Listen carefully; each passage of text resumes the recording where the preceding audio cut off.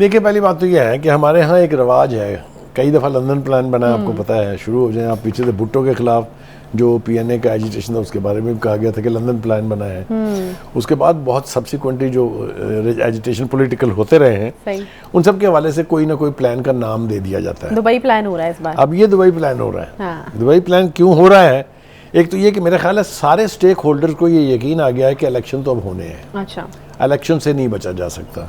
वो जो कभी कोई कह रहा था कि जी इकोनॉमिक इमरजेंसी लग जाएगी, 6 महीने डिले हो जाएगा, कोई कह रहा था लॉ एंड ऑर्डर हो जाएगा जी, कोई कह रहा था जी दहशतगर्दी हो गई जी। तो मेरे ख्याल से जितना इलेक्शन डिले होना था वो तो हो चुका है। अच्छा। और अब चूंकि उनको ये एहसास हो गया है कि इलेक्शन तो अब होने हैं, लिहाजा अब उसके अंदर क्या करना है, कैसे परफॉर्म करना है, कैसे बेहतर से बेहतर पोजीशन हासिल करनी है, उसके लिए जोड़ तोड़ के लिए इस दफ़ा इंतखाब हुआ है दुबई का। दुबई में आसिफ जरदारी साहब तो खैर अक्सर जाते रहते हैं वहाँ, चूँकि उनका वहाँ क़याम जो है वो 4-5 दफ़ा बड़े क्रिटिकल दौर के अंदर वो जाके वहाँ बैठ जाते हैं। जो सबसे बड़ी डेवलपमेंट है वो ये है कि नवाज शरीफ साहब लंदन से अपना टहिया छोड़ के और दुबई आ गए हैं। और दुबई में उनका क़याम 1 या 2 दिन का नहीं है, गालिबन ये कहा जा रहा है कि वो 1 हफ्ते तक दुबई में ही रहेंगे। बिलावल भुट्टो जरदारी भी वहाँ पहुँच चुके हैं, मरियम नवाज भी पहुँच चुकी हुई हैं, और हमारी इतलात ये हैं कि प्राइम मिनिस्टर भी किसी लम्हे वहाँ पहुँचने वाले हैं जो लंदन में मौजूद थे। याद है ना आपको फ्रांस के दौरे? पाकिस्तानी सियासत में पाकिस्तान के अलावा हर जगह। जी हाँ, जी हाँ, जी हाँ। तो ये बड़ी अनफॉर्चुनेट बात है। पूरी दुनिया में आप यहाँ भी देख लें, सियासत जो है वो हमेशा अपने मुल्क के अंदर होती है। लेकिन हमारे यहाँ कभी लंदन है, कभी न्यूयॉर्क भी था, कभी वाशिंगटन भी था। फिर लंदन, जब फैसले मेड इन वाशिंगटन हुआ करते थे तो it was that spot who used to determine कि पाकिस्तान में किसकी। चलिए, ये खुशाइन बात है, इसमें बुखारी साहब के नजदीक आती जा रही है अमेरिका, अल्लाह करे कि किसी दिन ये सारा कुछ पाकिस्तान में मुंतकिल हो जाए। अल्लाह करे, अल्लाह करे।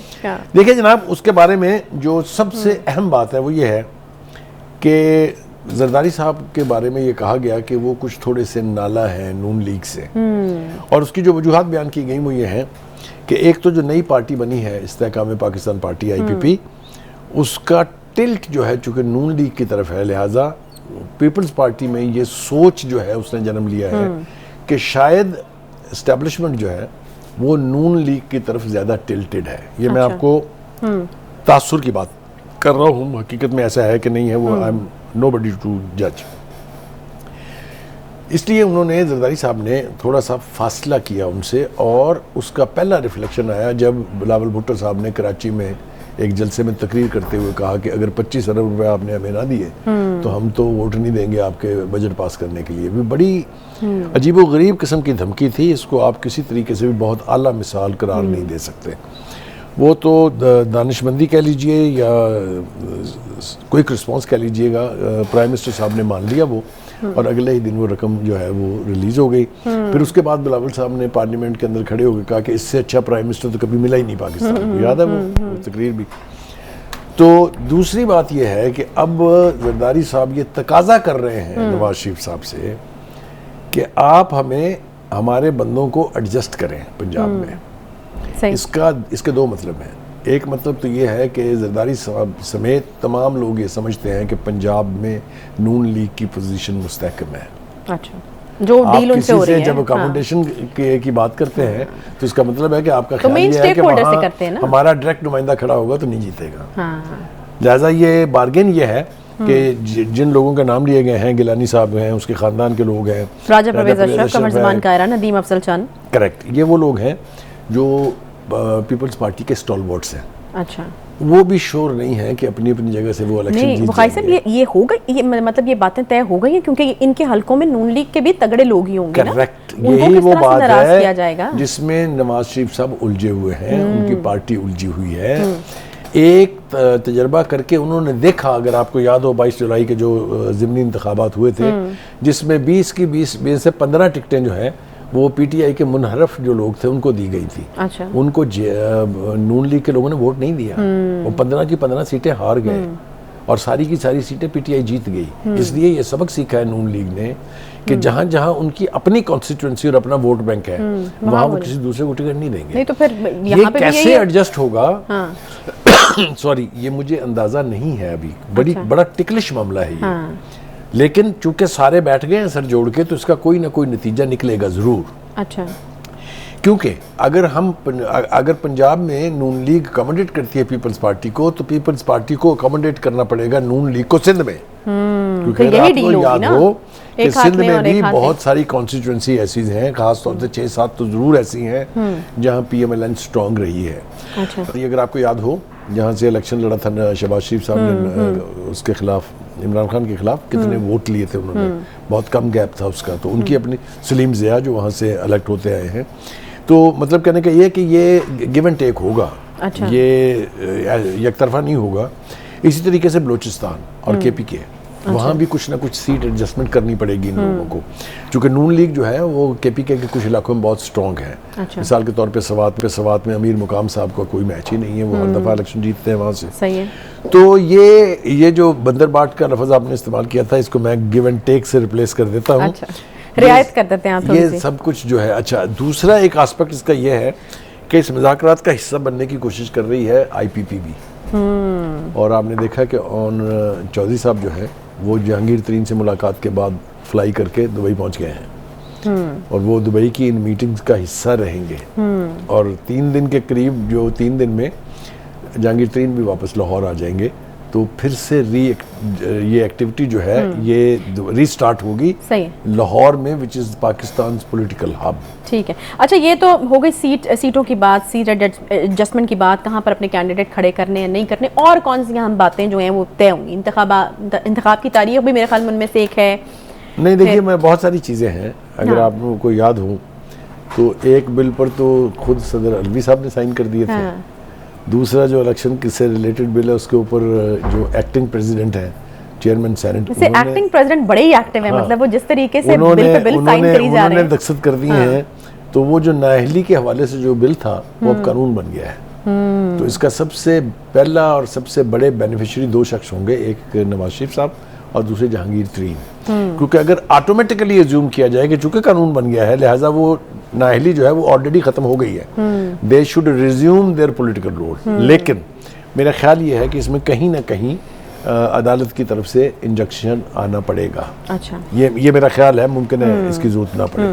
अच्छा। दूसरा जो बात है वो ये कि जो पीपल्स पार्टी और नून लीग की क़यादत के बीच जो दूरियां बज़ाहिर नज़र आ रही थी, वो अगर ख़त्म होंगी ही तो मामला आगे बढ़ेगा। क्योंकि कोई एक सिंगल पार्टी जो है वो लार्जेस्ट मेजॉरिटी के साथ नहीं जीत पाएगी इलेक्शन, और बिल आखिर इस मुल्क को एक और मखलूत हुकूमत देखनी पड़ेगी।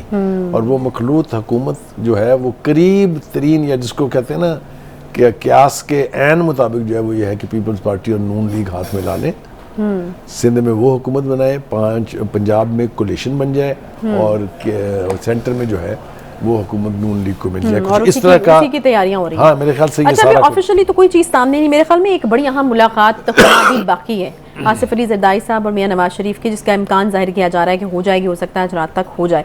उसके बाद आपको लगता है कि ऑफिशियली कुछ चीज़ें जो हैं वो बयान की जा सकती हैं, या फिर बता दिया जाएगा कि ये तय हो गया? हाँ, मेरे ख्याल से अगर आप रिकॉल करके देखें तो जरदारी साहब और नवाज शरीफ साहब की जो मुलाकातें हम माजी में हुई हैं वो हमेशा नतीजा खेज हुई हैं। तो ये इम्कान भी है कि इन दोनों की मुलाकात अगर आज रात को हो जाती है तो कल सुबह तक शायद कौम कोई अच्छी खुशखबरी सुने, खास तौर से इन दोनों पार्टियों की जो स्ट्रेटजी इलेक्शन लड़ने के हवाले से होगी।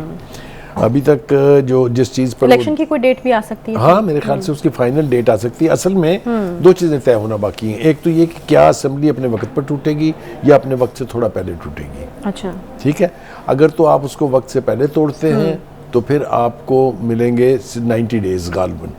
अगर आप इसको वक्त पे तोड़ते हैं तो फिर शायद 60 डेज हैं। अच्छा। कुछ इस तरह से है या वाइस वर्सा है। मतलब टाइम गेन करने के लिए ये किया जा सकता है, मतलब ये स्ट्रेटजी बनाई जा सकती है कि आप उसको थोड़ी देर पहले तोड़ें। जो एक प्रोपेगेंडा किया जा रहा है कि शायद इलेक्शन को यानी नामालूम डेट तक इल्तवा में डालने की, ऐसा बिल्कुल नहीं है। अच्छा। ऐसे की अब इजाजत नहीं दी जा सकती।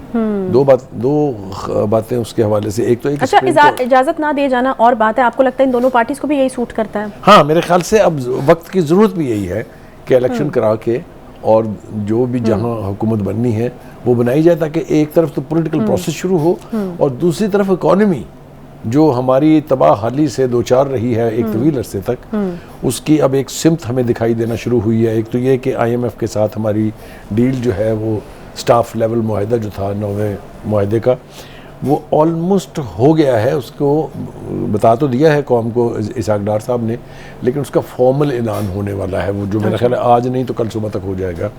वो अगर हो जाता है तो वो एक ऐसी सर्टिफिकेशन है जिसके बाद आप किसी भी मालियाती अदारे से कर्ज वर्ज के लिए अप्लाई कर सकते हैं और कोई आपकी रुकावट नहीं होगी। एक तो ये है। दूसरा है इलेक्शन। इलेक्शन मेरे ख्याल से अब करवा देने चाहिए। वो जो एक ख्याल था वो तो शायद अब नहीं रहा कि अगर इलेक्शन होंगे तो पीटीआई स्वीप करके तबाह कर देगी बाकी की पार्टियों को। वो मेरे ख्याल से तो सूरत या गुजर गई है और या आहिस्ता आहिस्ता तब्दीली के प्रोसेस से गुजर रही है। हैविंग सेड दैट, इलेक्शन ज़रूरी हैं, इनएविटेबल हैं, वक्त पर होने चाहिए, कोई ताख़ीर नहीं होनी चाहिए। दूसरा ये कि पॉलिटिकल स्टेबिलिटी जितनी जल्दी आएगी, इस नतीजे में जो मुलाकातें दुबई में हो रही हैं या जो मुलाकातें इसके बाद पाकिस्तान में होंगी, तो कोई ये नतीजा खेज होना चाहिए ताकि इलेक्शन की राह हमवार हो। लेकिन बुखारी साहब, इस इलेक्शन के बाद आपको वाकई स्टेबिलिटी नज़र आ रही है कि आ सकती है? क्योंकि ये जो मखलूत हुकूमत बनेगी, ये ऐसे दो फरीकैन के बीच में बनेगी जो कि बड़ा अननेचुरल लग रहा है उनके बीच में। देखिए, पहली बात तो ये है कि ये जो पार्टी नून लीग हमेशा जो है वो एक दूसरे के मुखालिफ रही है। यही कुछ कहा गया था जब पीडीएम की हुकूमत बनी थी कि 13 जमातों का इत्तेहाद कैसे चलेगा। लेकिन इसको आप बुग़्ज़े पीटीआई कह लीजिए, बुग़्ज़े पीटीआई में चल गया ना, वो यहाँ पर अपने मफादात आ जाएंगे। मेरा ख्याल ये है कि ये उसी बुनियाद के ऊपर चलेगा, इसलिए कि आप पीटीआई को आइसोलेट तो कर सकते हैं, कंप्लीटली वाइप आउट नहीं कर सकते। तो उसके दोबारा से सर उठाने का खदशा जो अगर ये नाकाम होंगे अच्छा। तो तीसरी कुव्वत जो है वो फिर जोर पकड़ेगी। अच्छा। और ये इन दोनों में से कोई भी अफोर्ड नहीं कर सकता। तो ये है सूरत-ए-हाल एज ऑफ इन्होंने एक दफा देख लिया, इन्होंने एक दौर जो है वो उसका गुजार लिया, आप ये कह रहे हैं? जी हाँ, सही है। एक छोटा सा यहाँ पे फिर ब्रेक ले लेते हैं, मेरा ख्याल है ब्रेक के पास आते हैं। फिर एक और अहम खबर जो हमारे पास ये है कि मिलिट्री कोर्ट्स के खिलाफ केस सुनने वाला सुप्रीम कोर्ट का बेंच एक बार फिर से टूट गया है। क्या होगा यहाँ पर, एक छोटे से ब्रेक के बाद जानेंगे, साथ रहिए।